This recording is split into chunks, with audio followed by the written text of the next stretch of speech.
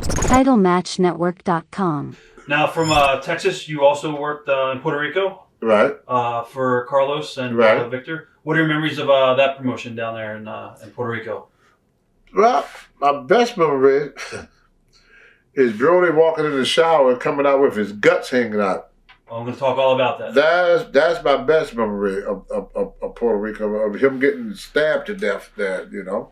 What exactly happened in your... We've done interviews with Savio Vega. I've done interviews with Dutch Mantel and a couple other guys that were in the locker room at the point in time when it happened. Bobby Jaggers talked to us. What is your view on what happened with Bruiser? I don't have a view. You know what happened. I don't have a view. Well, Brody was sitting there on the steps of the Tanamount. And I came out and I asked Brody, I said, "You need a ride?" He said, "Well, Jose's supposed to pick me up." They rode together the night before. Then I said, "Well, you can ride with us if you want." And I had a buddy that works at the gym they call the Monster Factory. So him and his wife came to pick me up, and Brody, myself, and Dutch Mantel, we got into the car. Me and Dutch sat in the back, and Brody and Brody sat up front, and my buddy wife sat in between Brody and him.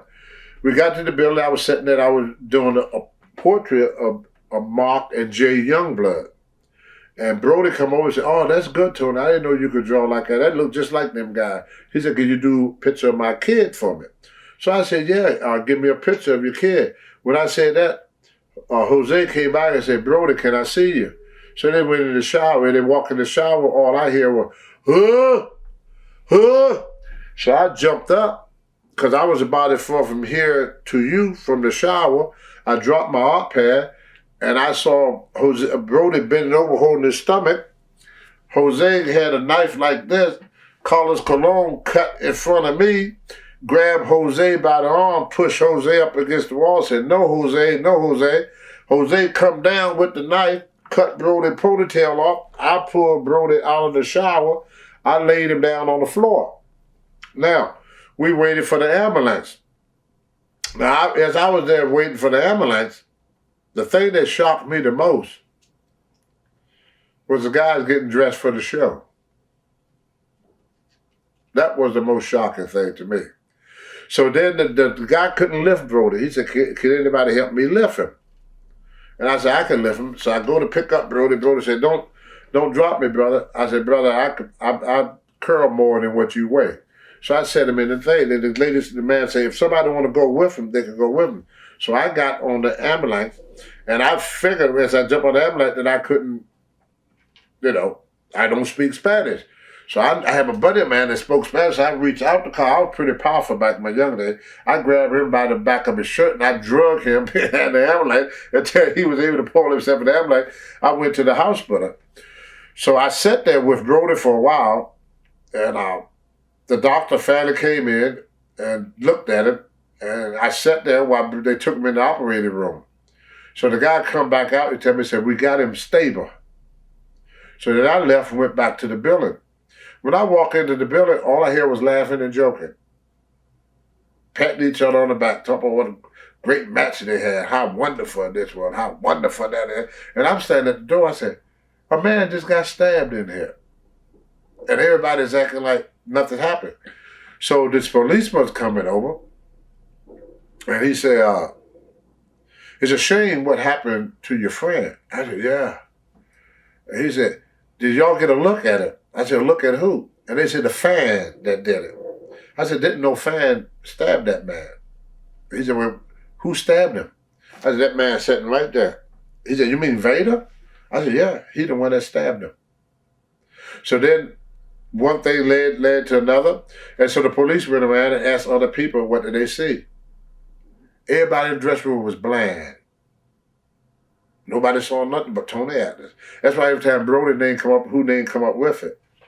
Because I was the only one that spoke up for him. And in many people that supposed to be his friend, he couldn't find one person to speak up for him that night. I was the only person to speak up for that man that night, and I'm the one that got all the blame for it and everything for sticking my nose in her. So I was married to a Puerto Rico girl at the time, so I called her and told her what happened. And she said, well, I sure hope you keep your mouth shut and not say nothing. I said, well, it's too late. I just told the police what happened. She said, well, you better get the hell out of there. So the next day, Abdullah called a meeting. So he said, well, Abdullah said, well, I can't go down there. I'm, because the heel and babyface didn't dress together. He said, you got to go, Tony. He said, because I didn't see what happened. He said, he said, you guys the only one that saw what happened. So I said, I go down if somebody go down with me. So Sika said, I go with you. So to the police station you're talking To the about. police station, Okay. yeah. So Sika took me down, walked down to the police station. So I told him what happened. When I got back to the dressing room, Savio Vega said, you better leave, Tony, because you're running your mouth and they're coming after you. So I went to the airport, sat at the airport all night, caught the next flight out the next day. Did you ever go back to the island? I went back about 2 months ago for his anniversary show. What was that like? A little nervous.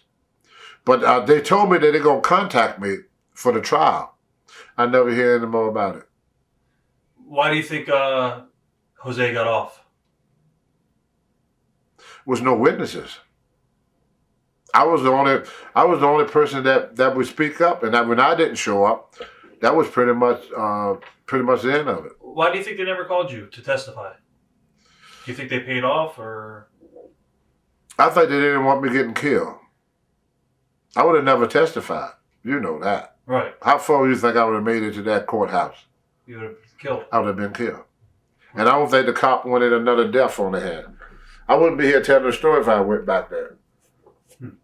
Did you ever run into the invader again, Jose? Oh, yeah. And what But that wasn't between me and it was just I saw something. Like if I see something happen to you, like I said, I'm from the hills of Virginia.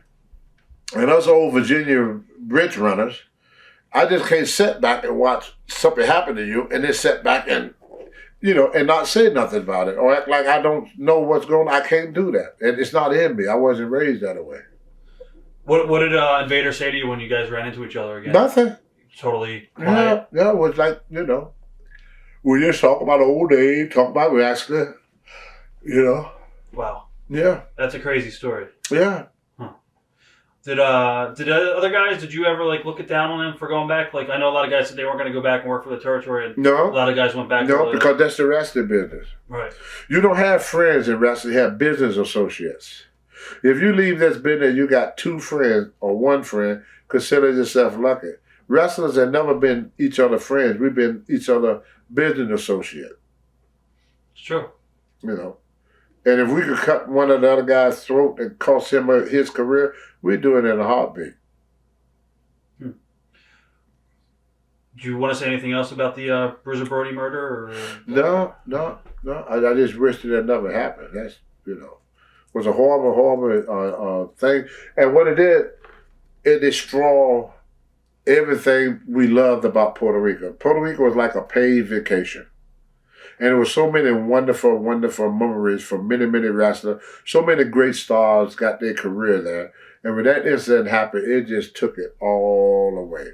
Why do you think the incident even happened in the first place? I mean, I've heard different stories what the reasoning was. What did you hear? Nobody even know. Okay. It'd be very hard to speculate, because what happened between them two, the only one we really know is Jose and Brody. Okay. There was no argument or nothing. Right. There was nothing. He walked in. Jose said, "Can I talk to you?" Brody said, "Yeah." He walked in the shower. He got stabbed. It was just that simple. There was no argument, no fussing, no shouting, no nothing. There was nothing to show why or where or when. It was just Crazy. Yeah.